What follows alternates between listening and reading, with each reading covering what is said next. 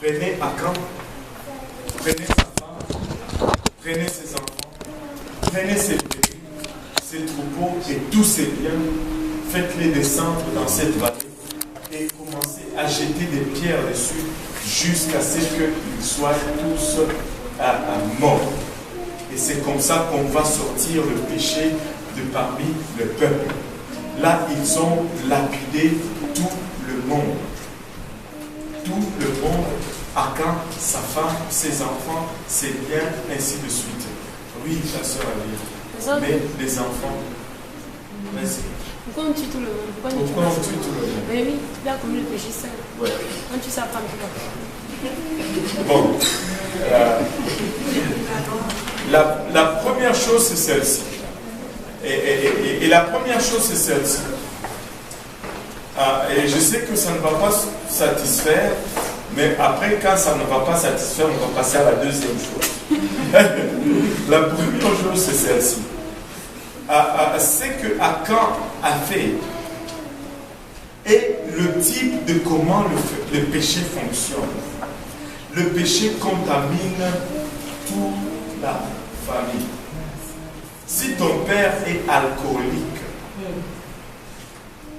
tu vas souffrir de l'alcoolisme de ton père. Parce que tu es sous son autorité, tu es sous sa couverture. Et la couverture est entachée. J'ai vu des enfants, des papas alcooliques. Le papa rentrait à la maison, il renversait tous les casseroles, il mettait tout le monde dehors. C'était la folie. Ils subissent le péché de leur père. Là, on le comprend. Mais dans le cas d'Achan, c'était la même chose. Mais à un moment donné, j'avais médité là-dessus pendant un moment. Et il y a quelque chose de plus. Où est-ce que Achan a caché ces choses? Chez lui, en dessous de... Comment est-ce qu'il peut aller en dessous de la tente à l'insu de sa famille qui habite cette tente? C'est très symbolique. C'est très symbolique. Il n'est pas allé mettre dans un coffre-fort chez Desjardins. Il y a de fortes probabilités que sa famille était corrompue.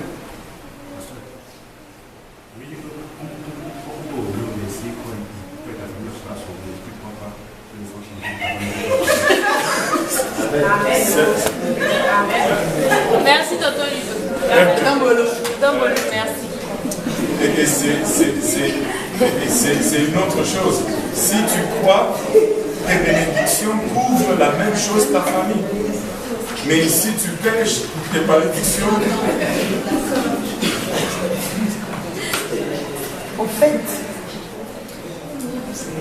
En fait, on a vraiment dit merci à Dieu qui nous a vraiment sauvés, en fait. Ouais. On doit dire merci à Dieu. Non, parce que c'est vrai. Non, attends. J'attends. Donc, si peut-être dans ta famille, il y avait quelque chose qui était à l'encontre de Dieu, et tu le savais, mais tu ne disais rien, Dieu pourrait juste tous vous tuer comme ça. Non. Jusqu'à ce que, tu sais quoi, maintenant, quand on dit un enfant, du temps que tu habites sous le toit de tes parents, tu es un enfant. Pour vous, la nouvelle génération, si tu ne payes pas les loyers, tu fais ce qu'on te dit par celui qui paye le loyer, ok? Amen. Amen. Vous ne m'avez pas entendu là. Si tu ne payes pas le loyer, Amen. Tu es sous les ordres de tes parents. Amen. Ils ont autorité sur toi. Amen.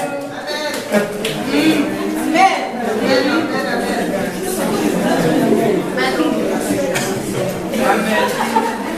Si tu n'es pas content, tu vas payer ton propre loyer.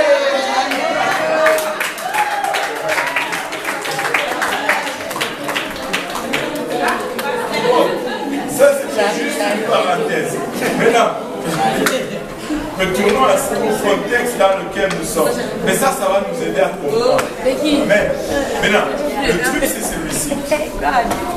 Maintenant, si tu as quitté la maison de tes pères, que tu viens à un âge adulte et mature et vacciné, tu commences à suivre Dieu, ben, tu n'es pas sous ces choses-là.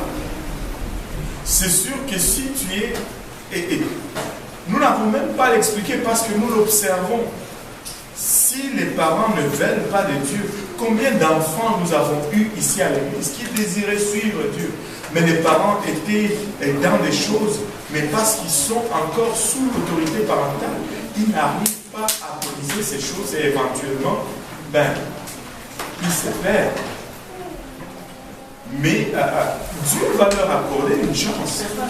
Dieu va leur accorder une chance. Nous rendons grâce à Dieu que quand je viens à Dieu, toutes ces choses sont brisées. C'est pourquoi je dois même changer de famille. C'est pourquoi je suis adopté dans la famille de Jésus-Christ. Au fond, c'est pour briser tout cet héritage spirituel.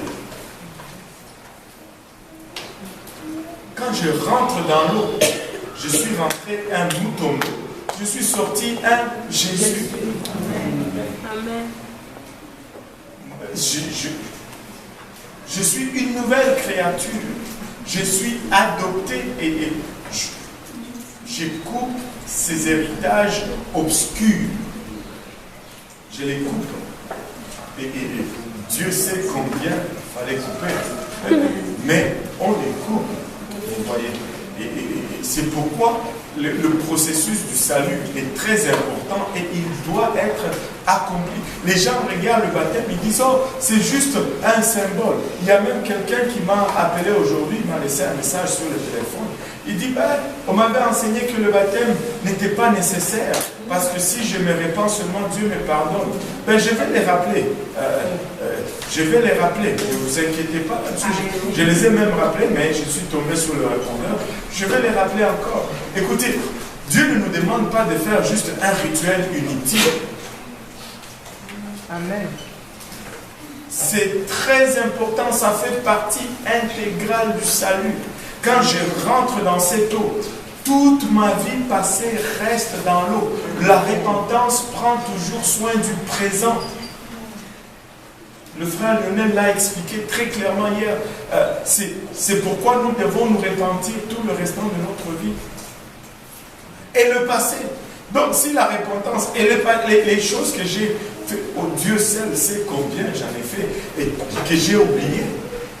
Mais quand je suis enseveli avec Christ, et Jésus-Christ, la Bible nous dit, nous sommes baptisés pour le pardon de nos péchés. Et le